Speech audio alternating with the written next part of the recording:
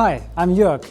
I do 3D scanning and Gaussian splatting, and a lot of you guys were asking me how to actually create these, and that's what I'm going to show you right now. So let's begin. In this tutorial, I'm going to show you my full pipeline for getting a real location into Cinema 4D and Octane Render using Gaussian Splatting. We'll start with how to actually capture the place, what camera I use, the settings, and how I move through the space. Then we'll process the footage into images, aligning them using structure for motion with reality capture, and then training the splats. After that, I'll show you how to clean the scene up, import it into Cinema 4D, and work with the camera and light inside Octane. Okay, for scanning we are using a DJI Action Cam. It's the DJI Osmo Action 6. This one is a very good camera because it has a square sensor, so I can capture as much as possible. And it has a very wide sensor and a wide lens, so you can capture a lot at the same time. Usually I use two cameras at the same time. It's basically just the same camera that I put to the exact same settings. Then you can use them as a kind of a scanning rig. Today, we're not gonna do that because I think most of you guys wanna just start with Gaussian splatting. So we only use one camera, which is absolutely possible. The difference is the more cameras you use, the faster you can scan something. Because sometimes it needs, for a room like this or for a place like this, it might need several minutes or maybe like 10 minutes or something. And then the sun can change, shadows can move, and you don't want it on a scan. So I'm gonna put that away here. We only use one camera. I have it on a selfie stick that you can just like extend, so you can get to a lot of angles like this, and you will look very ridiculous when you do it. That's kind of the rule. The more ridiculous you look, the better the scan is going to be. So you have to be kind of ready to do the photogrammetry or the Gaussian splatting dance. You're going to watch me do that very soon. So yeah, let's start. Yeah, this camera is very nice because it has a very wide FOV, so it can see a lot of things at the same time. Okay, let's talk about the settings for the camera. So if we go to the room here, it's not a room, it's a place. It's one of the many very beautiful Hamburg backyards. And as you can see, it's a very overcast day. Overcast lighting is the best lighting for scanning because there's no bright lights hitting the camera sensor and creating a lens flare, or the lens and creating a lens flare that can look very bad on scans. So overcast is the best setting for scanning. We have a moving elevator that you cannot scan a moving elevator, so we have to wait till the person is gone. While that happens, we can talk about the settings. So to capture a place, you need a lot of pictures. We're not taking photos, we're taking a video that I start at the beginning and I stop at the end. And even if I do like a quick pause, I just cut it out later, that doesn't matter. So we are taking a video. And for that video, it's important to don't have any kind of blur in it. No lens flares, no blur. That's the enemy of scanning itself. So the exposure should be at a very short exposure. Talking about like 1/640th or 1/800th, maybe 1,000 even, 1,000th even. If you can close the aperture, you should close the aperture to something very small. So every picture is very sharp, and the ISO shouldn't be like too high, so there's not too much noise in the image. But if it's a bit darker, like this place here is already kind of dark because it only has these openings here at the top and two openings here. So I have to raise the ISO, but it's better to have a noisy image than having an unsharp image. So for this place here, for this situation, I'm using 1/800th maybe, and an ISO of 800. That's already kind of noisy, but it's better to have a noisy image than having a blurred image. So I'm using this one here. Okay, so we have this situation here. We want to scan this backyard here. And before you scan something, you have to think about where do you actually want to move the camera in a virtual place later. So you have to think about it before, so you can make sure you actually scan it from all the perspectives that you want. So let's walk around a bit. So what I really want to capture is this nice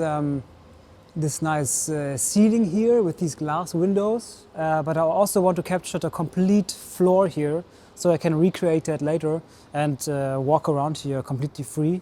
I'm not going to scan anything that's outside of here, so I just walk, maybe scan the arch, and then that's it, and I do the same on the other side.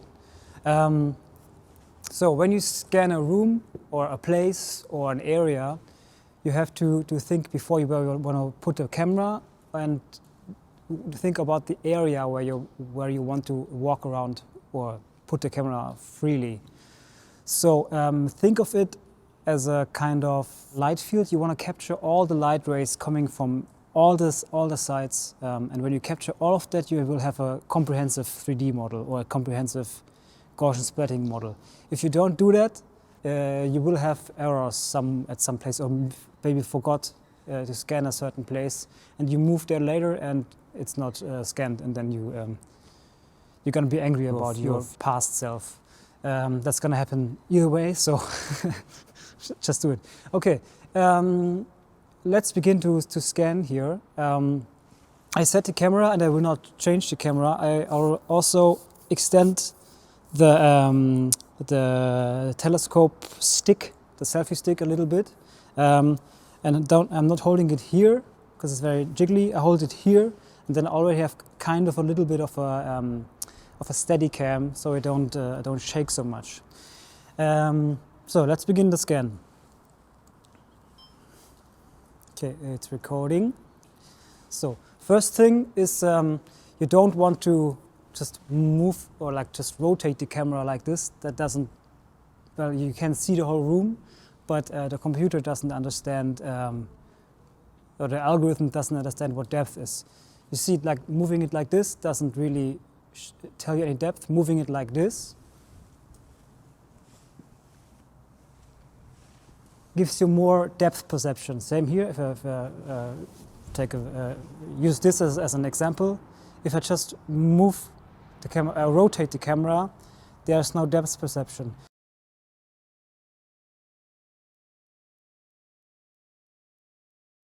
If I orbit the camera and actually walking around it, you can feel the depth already. And if you can feel the depth in the footage, or you can basically understand how far things are away, then the algorithm can do the same. So let's start with this place. If you want to scan an object, you move around the object. If you want to scan a place, you have to move around the place, and always kind of scan the other side, the other wall. So if I start here, I just start walking like this. Move as close as I can to the wall here, and then scan the other wall. I was actually scanning on another day because the area was very busy. A lot of people were walking around there, and on this day the sun was actually shining, but it didn't hit the center area, so it looked nice. The dotted line you're seeing here is the path I was walking to scan the area, and it's very important that you not only scan one path, but at least 3 passes, one at eye level, one lower, pointing up a bit, and one as high as you can get, pointing down a bit. And when you have that, you basically are set. You have the basics for the place. Everything else is just adding more detail. So you can walk around, run around like a crazy person, scanning as much as you can. Try to catch all the angles, because it's better to capture too much than not enough. But there is actually a too much. As I took my time to walk around the place, the sun was moving, and that can have an impact on the quality of the scan. So I just downloaded the video from my camera, and I'm going to put it in After Effects. You can basically use any video program that you like, even free versions. because what we are going to do is very easy. We are going to convert this video into individual images that we can process later. So I'm gonna pull this one into a new composition. Then I'll quickly scrub through it to see if there are any errors. And if it's the right video that I selected. Looks right to me. And then I go to compositions, composition settings.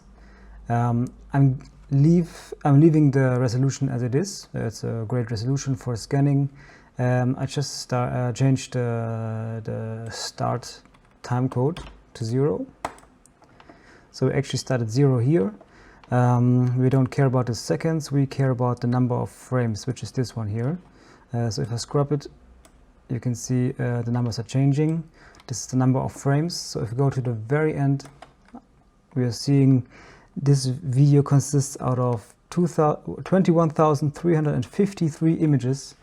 And if you would render this out as individual images, it would be way too much for the algorithms later. So we're going to have to reduce that. So we're gonna do that in the composition settings.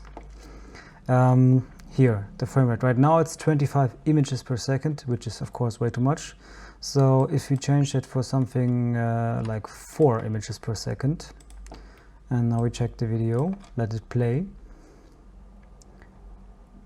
Of course it's faster, this video now, but you still can feel the motion in here. It still feels like a video, it's just a faster video, which is important because if you have too few or not enough images, let's maybe just put it to 1 frame per second. So for every second there's just 1 picture taken, and I play back that. It's very fast, and you kind of lose your sense of motion, and that's actually a good indicator. If you lose your sense of motion, then also the program is likely to gonna lose it. So if you want to be safe, go back to 4. That's for my video. For your video that could be different, but for me it feels right. So if I scrub to the very end here, we only have 3,419 images, which is it's still a lot actually, but to be honest, the programs that we are going to use can actually handle this amount of images. If you want, you can put it down, use a little bit less. I just quickly cut it to the end here, like this, and we are good. So I'm going to render this one here. Let's go to the render queue, pull down the composition. We're going to change the output module from a video to a JPEG sequence. Just make sure that the quality is at max. And that's already it. So now you can just choose a folder right now. I have a folder here called images. Call this one tutorial scan. And then we render this one.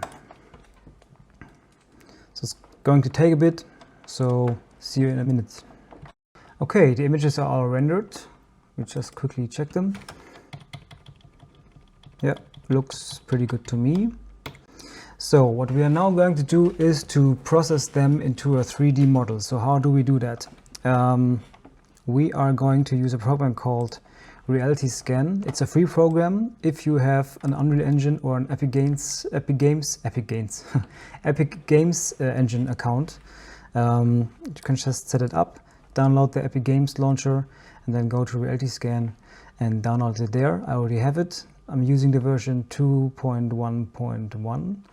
And it's a very powerful program. It looks a bit different than a lot of other apps that do the same thing, but if you get into it, it's actually very flexible. I'm going to drag and drop all of my images here, put them in. It's gonna take a while to load them in. While it does that, we go to alignment and to settings. And these are the alignment settings. I set it to high, and these two settings here are my settings for big scenes, because 3,000 images is a lot. This one worked for me pretty well.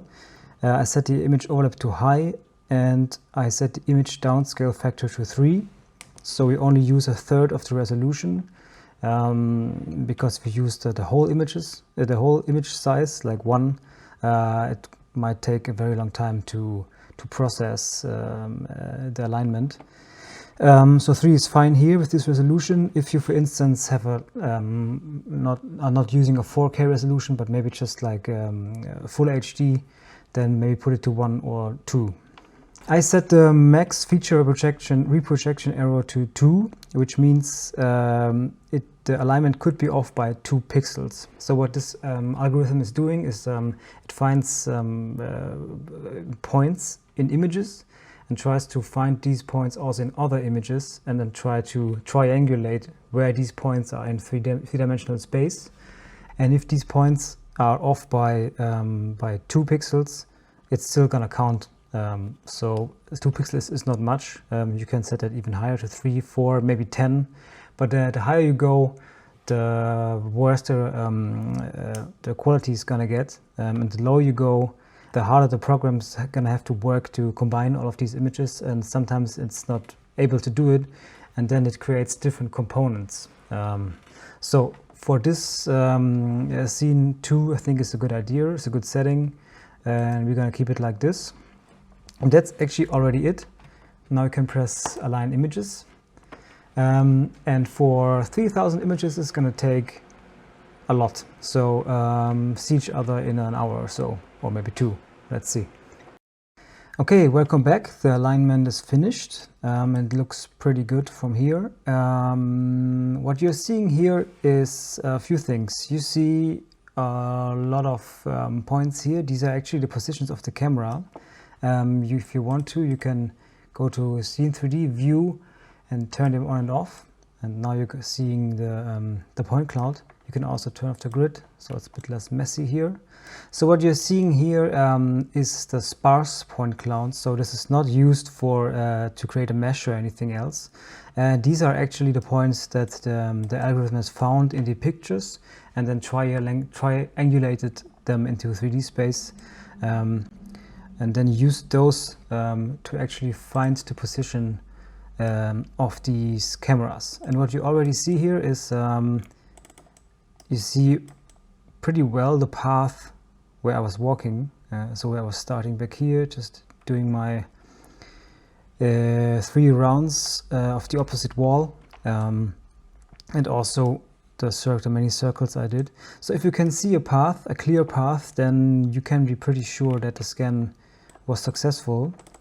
The controls in these programs are always different. So for this one, you can double click anywhere, and then this is the new center. And if you hold your right mouse button, you can just orbit around this point and check everything. For me, this looks pretty good.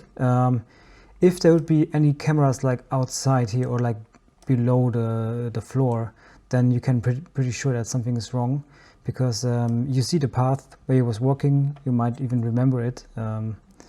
And if you see camera positions that are at places where you are sure that you haven't been there and you didn't take a picture from there, you can be sure that the quality of the scan is pretty bad, and then you have to find other settings and align the images again.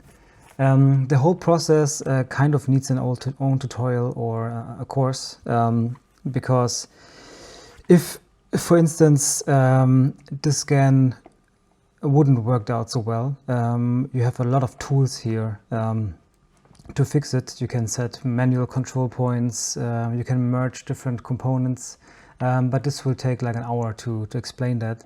And yeah, write in the comments if you are interested in me doing a course, getting really in depth in this workflow here.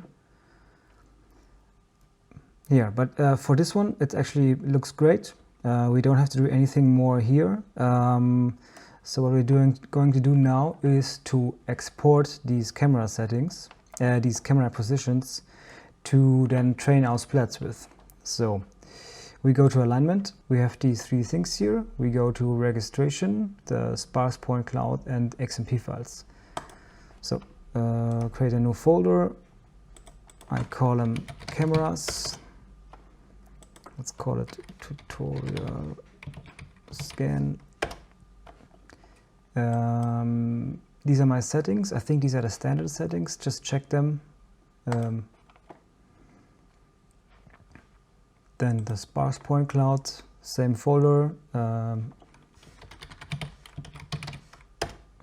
Save it. And I think here you have to set the export ASCII to false. I think that's important. This one has to be true, that one has to be false. Press OK.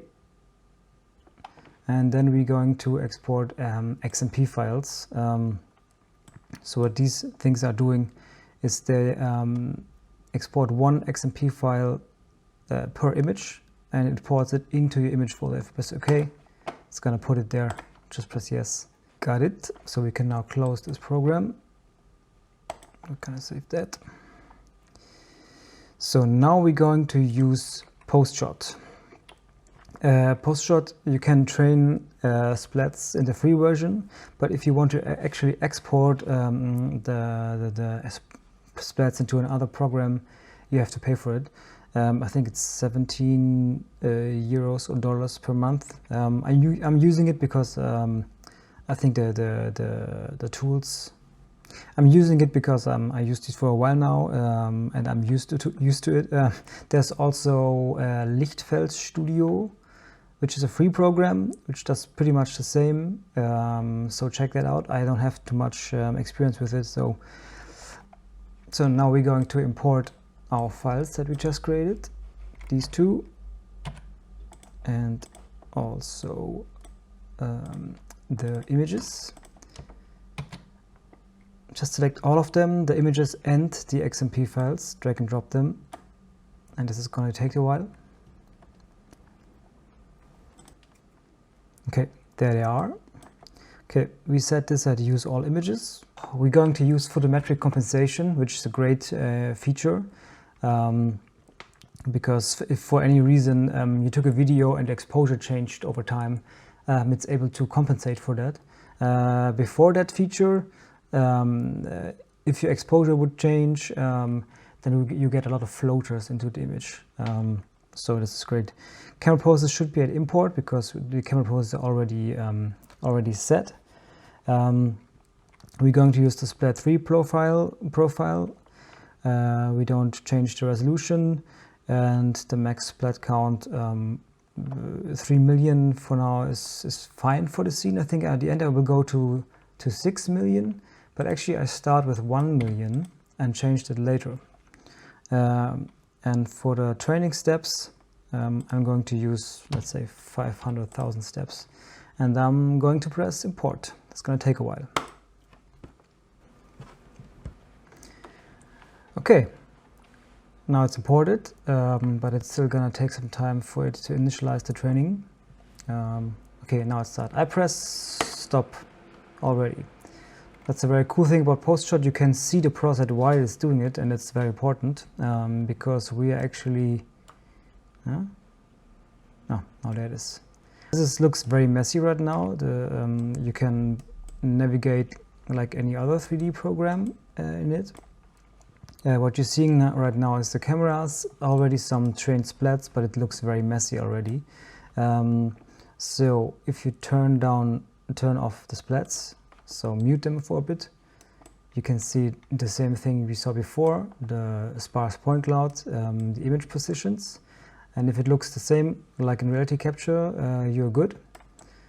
So we're going in, turn off the cameras, turn off the axis, turn off the sparse point cloud, and turn on the splats.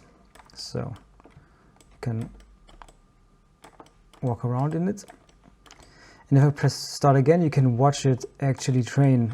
And what it actually is, you can watch the program work, which is pretty nice. So I press play.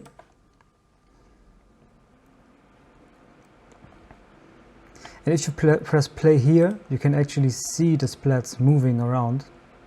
I think it's nice to see.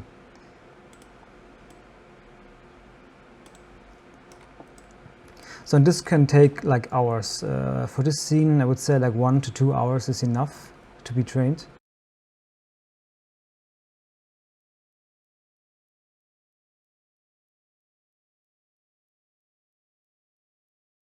Okay, now I just let it run. Okay, the training is finished. I stopped it after 162,000 steps because it didn't change much after that, and it looks pretty nice. I mean, check this out. The detail is great.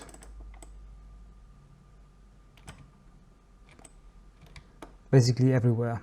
I mean, look at this. This looks like the actual place. Right? This doesn't look like a video game or a 3D render. This looks like a photo that you can walk around it. You can see my my beautiful bike here, and it even got the, I'm not sure what these are called, spars. In German it's Speichen, so I don't know the English word. Yeah, it really captured quite well. It's a nice bike. I honestly just bought it because it was red and it says Concorde here. And if there are any aircraft loving people here, they know why I bought it. Yeah, so I think the overall quality turned out pretty well. Even outside here. Of course it stops working from here because I didn't walk here. If I turn on the cameras, you see this is basically the edge where it looks good. If I move here, it looks fine, and here it stops. So if you would like to walk or like put a virtual camera outside here, you should have gone out here, Jörg. But yeah, I think I don't need it out here.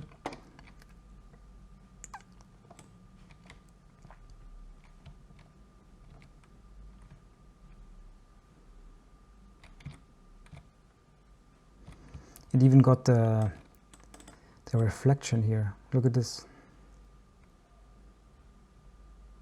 Very cool.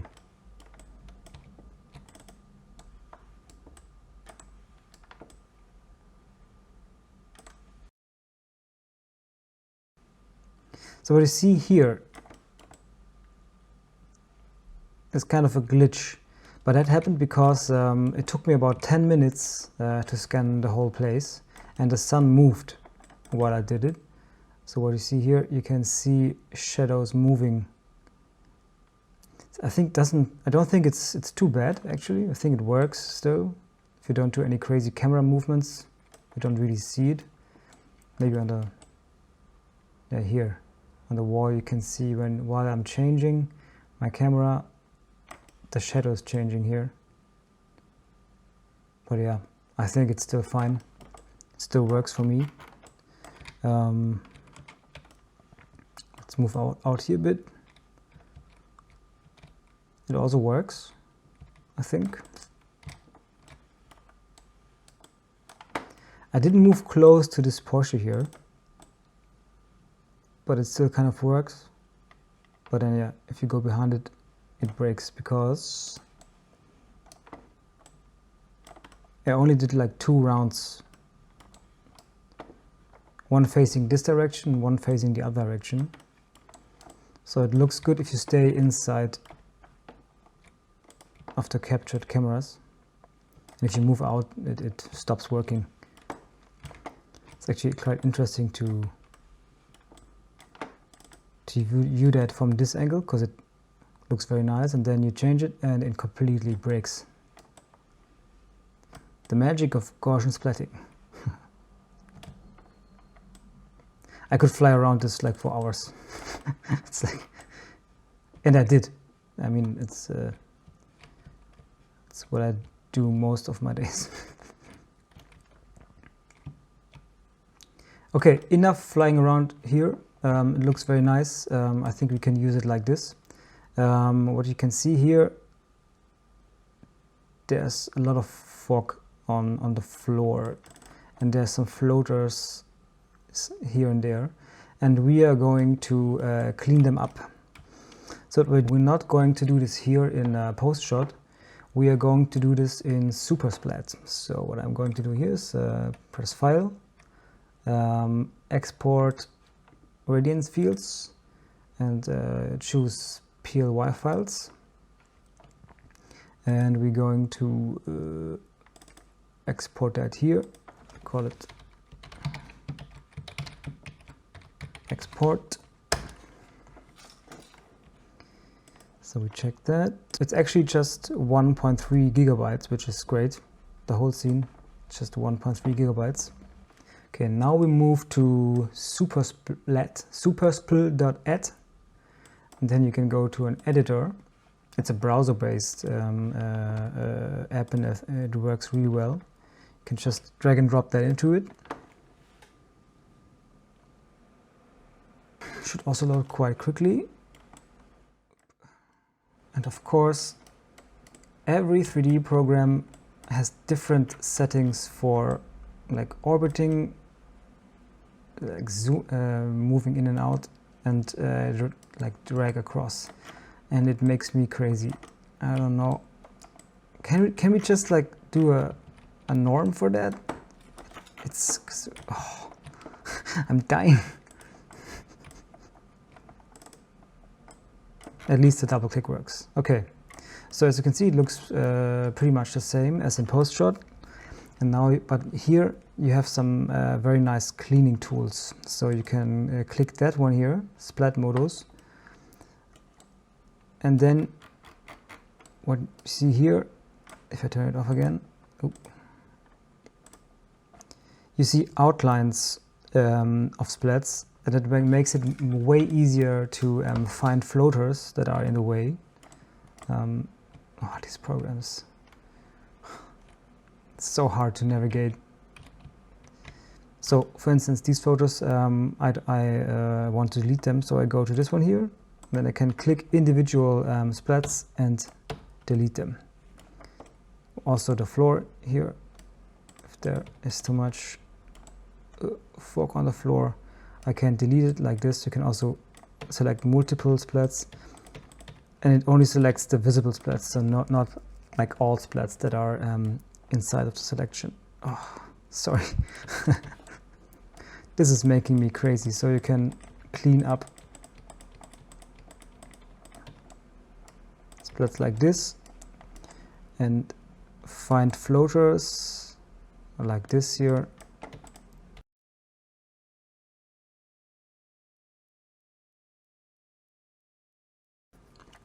Okay, looks fine for me now.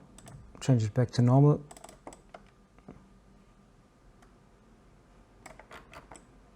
Looks good. I'm going to export it again. Export PLY. Make sure it's on 3. Export. Let's call it cleaned. And save it. Okay, now we can finally get to the cool part, which is importing the Gaussian Splat model that we trained inside Octane in Cinema 4D. I have Octane 2026.1. That's the version where it works with.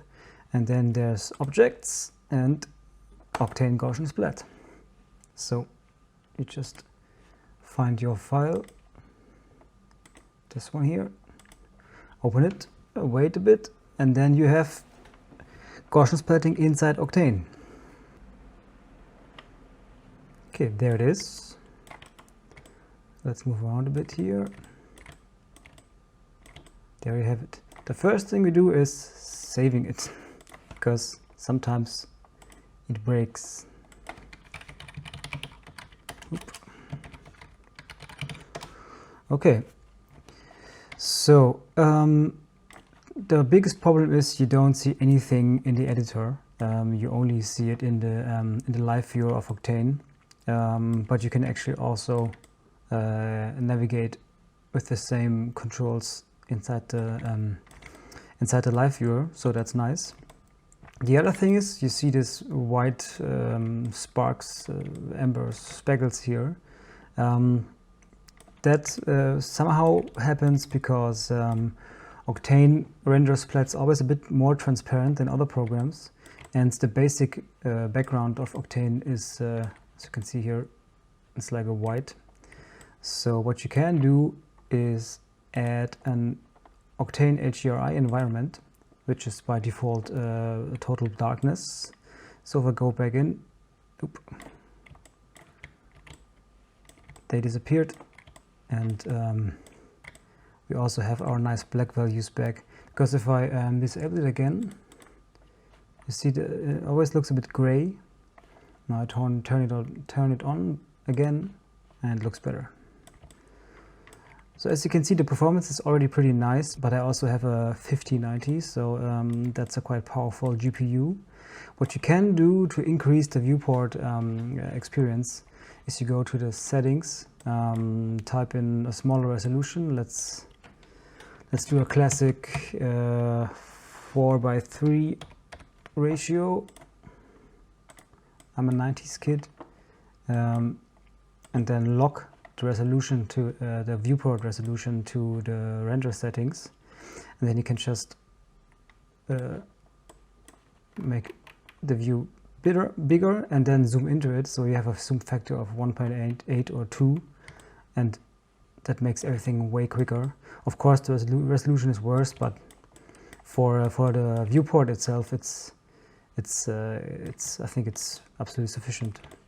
Okay, as you can see, everything looks pretty nice, pretty much the same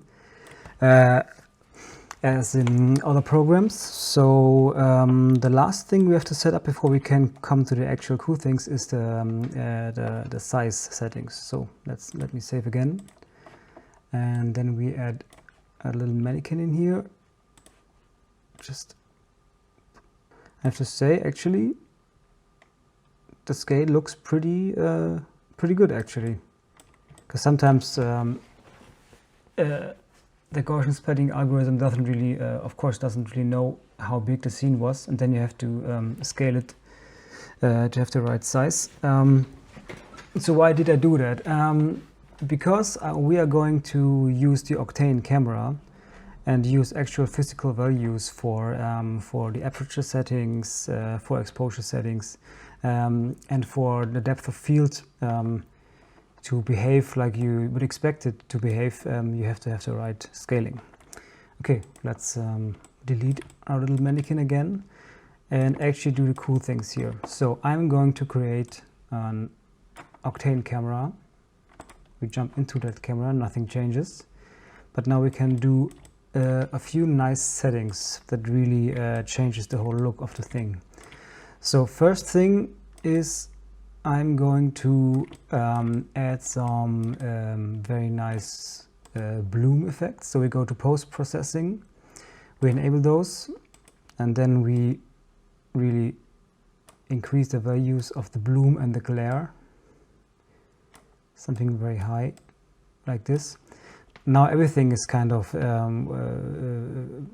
like overblown, so we can use the cutoff to only have the glow where it should be, which is the very bright parts here. Yeah, that looks nice to me. So without and with already looks more cinematic, I guess, and more photorealistic. A little bit of dirt on the lens cannot hurt. Yeah, I like it. I also increased the spectral intensity. So if I do you don't see much here, but let me quickly show you what it actually does. I'm creating an area light here and change that area light to a sphere. Of course, this is way too big. Let's make it smaller. And now we can actually, it's a very bright light, so let's turn it down. So we can actually see these effects, what they're doing. So this is glare, and you can change the amount of glare, glares, and bloom, it's different. So I have a little bit less glare and more bloom. And if I turn down the spectral intensity, you see it's basically just the color of the light. If I increase a bit, it has this nice rainbow effect, and I think it looks a little bit more realistic. Looks very nice. Also, a little bit of chromatic aberration. I mean, don't overdo it. Don't do something like this. It's a bit, that's too much. I'll just put it to like 0.12 or something. So it just barely gives these edges a little bit of a color fringing effect, which looks very realistic. Let's delete this light again. Okay, so this is basically it for the post effects. Now we go to the imager, enable the imager, where you can play with the exposure.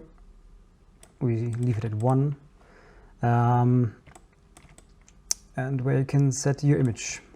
So let's change a few things here. First of all, I like to increase the saturation just a little bit, because sometimes the image of the DJI Osmo Action 6 is a bit gray.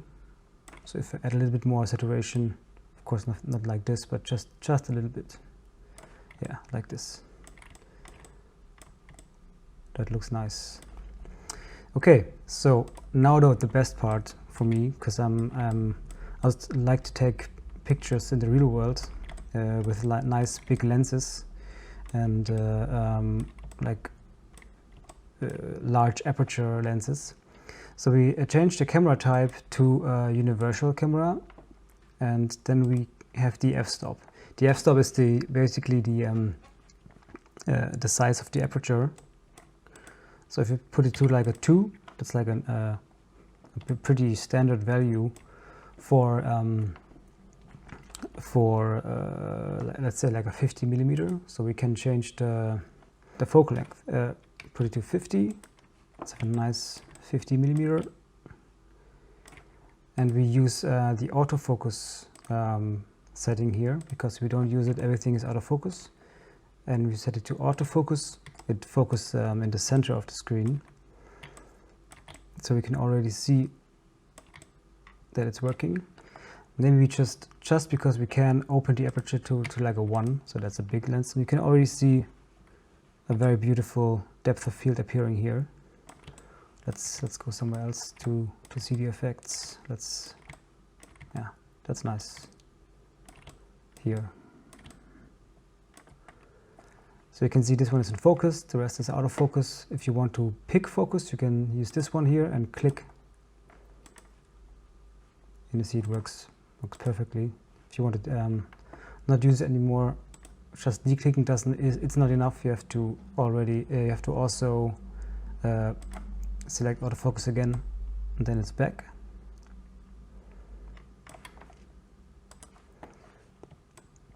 Let's build a crazy lens. Let's build like a 0.5. So this is already a bokeh that is very hard to get in real life. So everything looks a little bit more. Everything looks a little bit more miniature right now. But I like the look. Has like a medium format look to it. And now we can actually shape our lens, which is so much fun. So what I always do is use the aperture edge and push that to 3. So there's a big difference here. You see that? If you put it back, it's a very smooth bokeh. Some people like it like this. I like my bokeh very harsh, like this. You can already see this beautiful bokeh dots here. Looks very nice. Then there's optical vignetting. So if I push that like to max, it's like bigger lenses have a lot of vignetting, so I just use a lot of that, and then it already creates this kind of swirly cat eye effect here. So at the edges of the screen, the bokeh gets a lot more swirly, and it looks very nice. Maybe it's a bit much right now, a little bit less like this. Looks cool. But now everything is pretty dark, so I have to increase the aperture, the exposure again. Yeah, looks cool. I like it. Very nice. Oh man, that's so much fun. And then we go to distortion. I use a little bit of spherical distortion. As you can see, there's like a little bit of a distortion happening here. I just put a little bit. And then aberration. You can use a lot of different settings here. Most of them make the image just very blurry. So I typically just use astigmatism and use it like at the minus 0.5, and then it creates this very swirly bouquet. Look at this here. It reminds me of a Helios lens, like this old Soviet lenses that create this weird and very strong swirly bouquet. Looks very nice. Maybe a little bit field curvature. Yeah. And now if you fly through the scene, it's like virtual photography. So let me increase the exposure again, like this, more contrast. Oh, yeah, that's maybe too bright.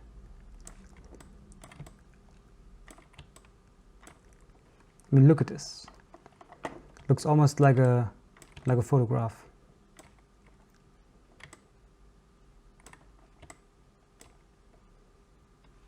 Very beautiful.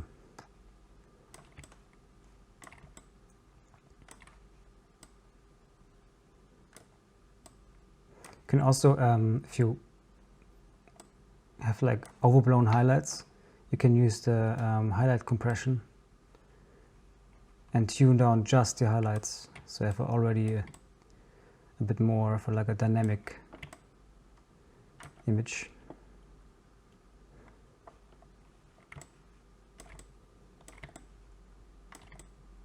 Oop.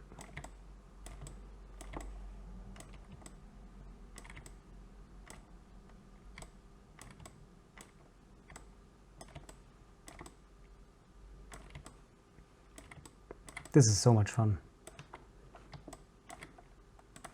Let's use a 40mm, a little bit more wider lens.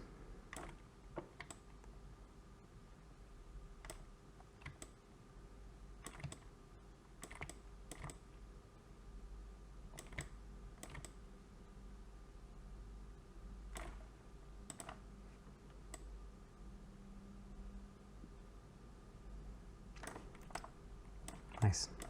Oh, it's also very nice. In Octane, you can use LUTs. So if you have a nice lookup table here for here. Let's use the good old Fuji Eterna. It's basically a film simulation. So without and with, it already looks way more interesting. And of course, if you animate some cameras and render that out, you can of course just set it off and do that later. But I actually like to have it in my viewport, have it live, so I already see the final image on how I would like the image to look like.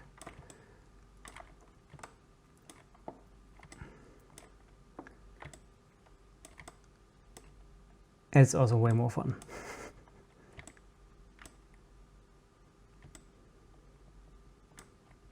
The cool thing is now you can really go crazy. You cannot pull this this slider further back, but you can go to depth of field and change the aperture size. Right now it's a 4cm aperture. You can go for like a 10cm aperture, and now it gets crazy. These are like impossible lenses, or like a 20cm aperture. Now everything looks like a miniature. But you can simulate impossible lenses. It's so much fun.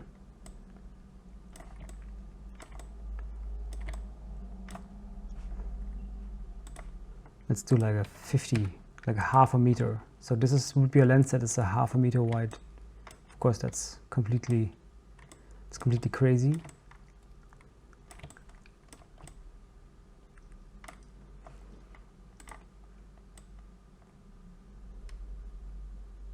Nice.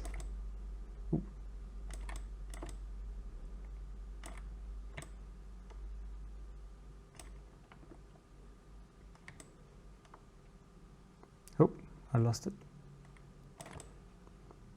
Come on.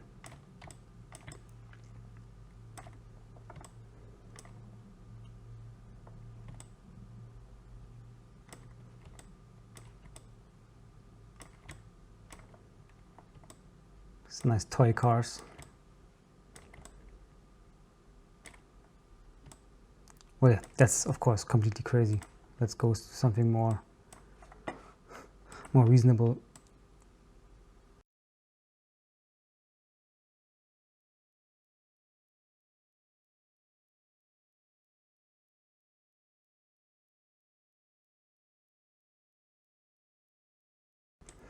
Okay, so that's the lens. Let's change it to like to 1 maybe, and a bit brighter, and also a bit less vignetting.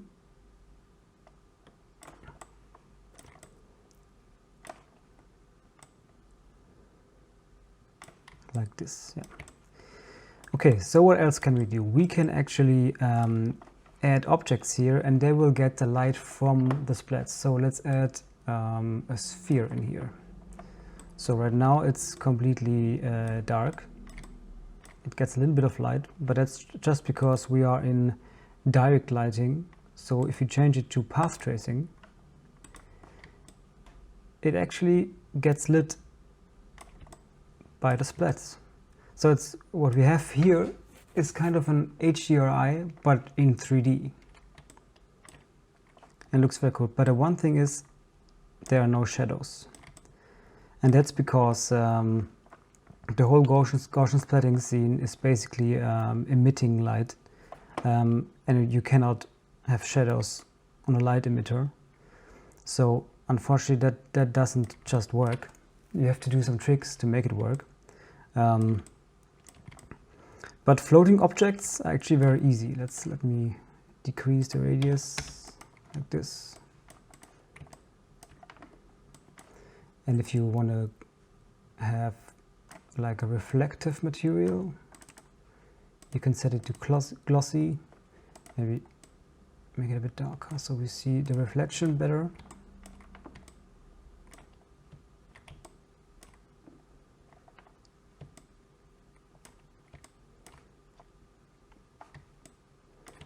Immediately works, right? So it works very well here because it's kind of in the shadows. When we move it into the sun, I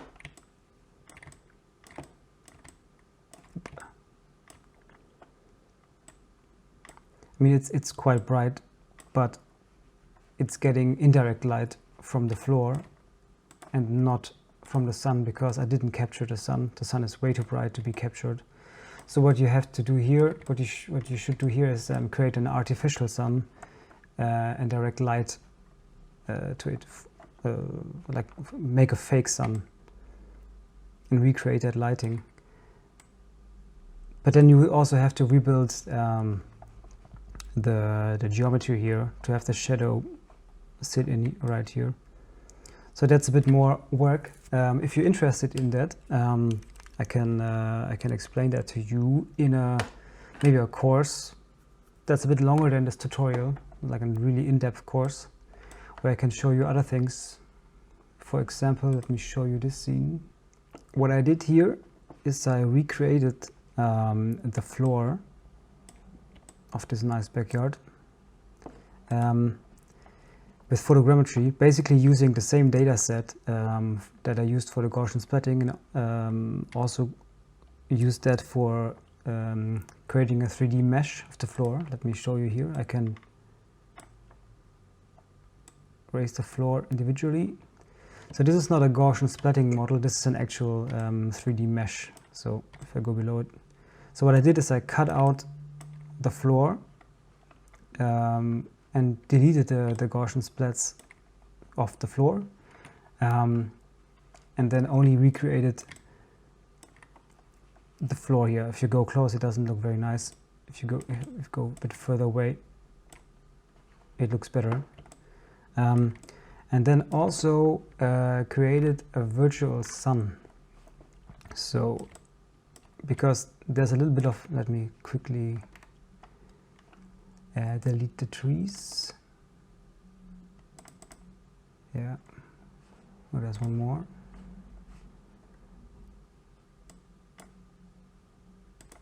Okay. Because when I scanned this place, there was sunlight hitting it here. So, and of course you cannot really capture the sun. You would have to do like HDRs for every picture, which is way too much work. So what I did is I placed a big cube here as a shadow catcher or a shadow provider in this case. And then added a virtual sun, which is a directional skylight. And if I turn it off, you see there's no sun here. Turn it on, and there's sun. And if I place an object here, for instance, a nice car,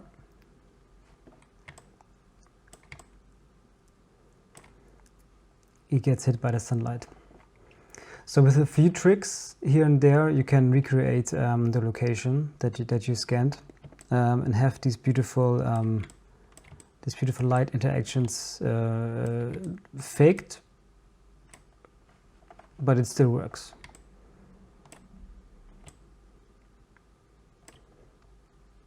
It's a lot of light coming from the sun. You really have to crank the sun values up because the sun is very bright compared to the indirect sunlight. And then you also have shadows, of course. When you have when you add a mesh object here, it gets lit by the splats, and you get shadows, and also a little bit of reflection here. A very rough reflection, but yeah, it works.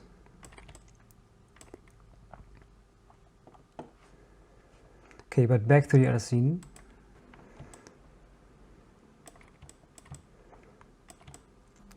So this is when you use Gaussian splatting just without any artificial light. But what you can also do is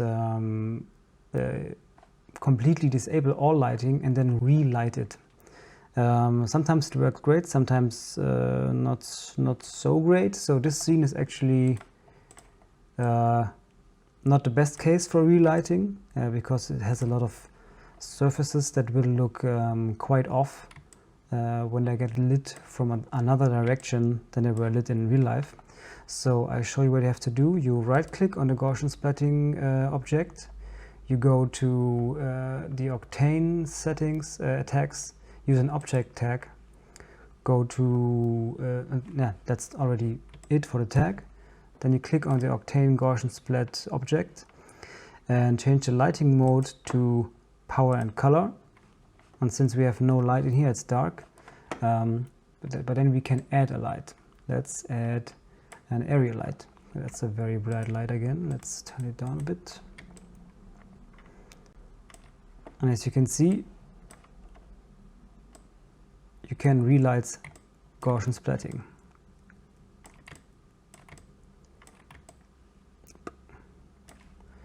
So now I have to tune down my settings a bit.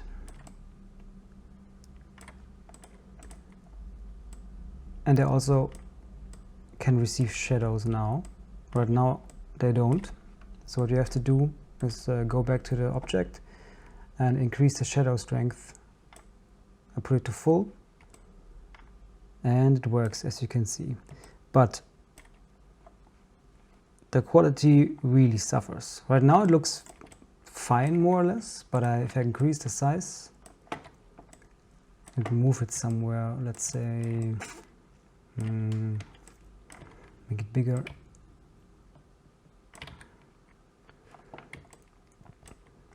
So you can already see the problems. So the floor didn't look that uneven, and the wall has baked in lighting, so of course that doesn't work. Let me put that sphere. Nice.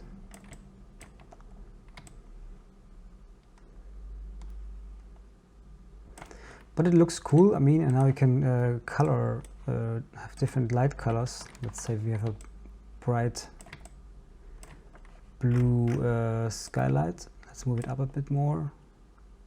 Oh, maybe not too much, like this. And then we use another one with another light color. Maybe that's too red.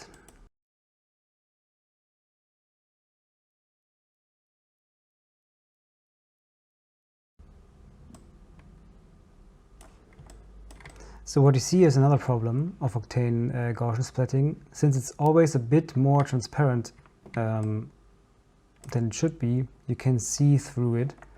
You can actually change it a bit if you decrease this value a bit more. I think that's already the smallest value. Now it's coming back. Yeah, so this doesn't really work.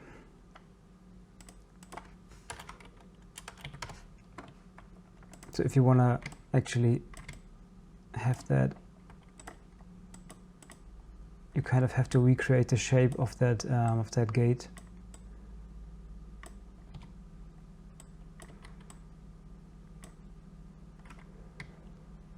Yeah, but it kind of works.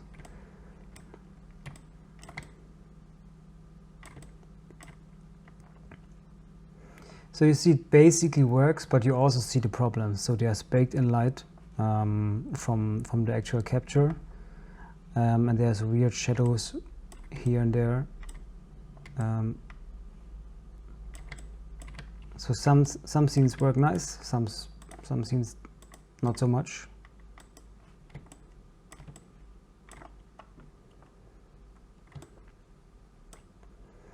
But it's nice for reference.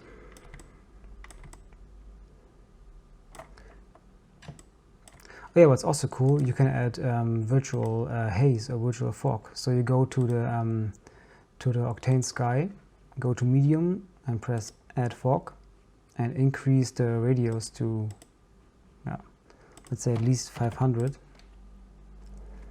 Then you go to the scatter medium and then you can increase the density.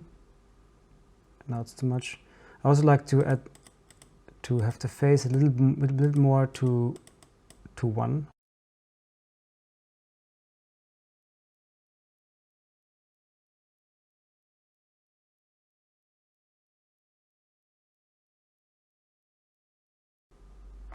Yeah, you can create some really cool cool stuff with it.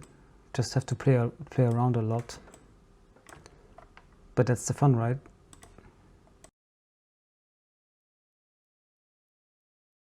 Okay, I guess that's it for today. I hope you guys liked it and it was actually helpful. If you have questions, just write me. If I can, I'll help. And also let me know if you are interested in a more in-depth course about the whole process. I would love to do that. But now it's getting a bit late and I have to sleep. So goodbye.